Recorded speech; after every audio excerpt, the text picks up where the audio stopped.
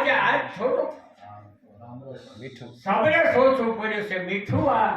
શાકભાગ દાળમાં હશે એટલે પદ્મભાઈ કીધું ના બાપુ એવું નથી આ તો સબરે બરાબર છે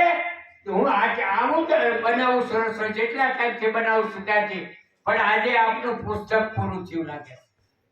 એટલે દાદા કે આજ મારો હરીશ પૂરો થયો એટલે કહેવાની વાત છે ત્યારથી સબરેશ ઉપરથી રસ અને એના ઉપર હરિરસ ગ્રંથ આ પુસ્તકનું નામ દાદાએ પદ્માબાને ખુશી કરવા માટે હરિરસ નામ રાખ્યું એટલે દીકરી આપણી હરિરસ ગ્રંથ સાથે જોડાય અને ત્યાર પછી જ્યારે દાદા આ હરિરસ ગ્રંથ અર્પણ કરવા ગયા દ્વારકા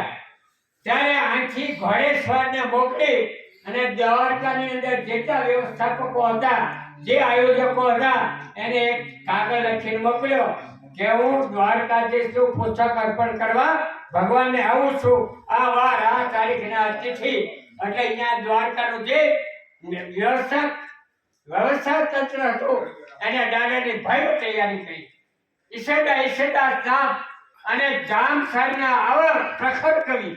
એનો આટલો ઉજ્જવળ ઇતિહાસ એ આજે પુસ્તક અર્પણ કરવા આવે છે ભગવાને ત્યારે આખા દ્વારકાની અંદર ધામધૂમ ઉત્સવ થવા માંડ્યો અને જ્યારે દાદા અહીંયા પહોંચ્યા રાતે ઉતારા બધી આપણે પાછળ સંભળાય છે ત્યાં અવાજ આવે છે ને બધા દ્વારકા પહોંચ્યા સાંજે હવના ઉતારા લે હોય બાણા ઘોડા ગાડા ગડેરા જે કંઈ હતું એટલે હોય બાણા દ્વારકાના દેવળની અંદર નિધામમાં પહોંચ્યા ત્યાં જાય એટલે બધાની વ્યવસ્થા થઈ ગઈ બીજે દિવસે હવારમાં મહાત્મા ઈશ્વરદાસજી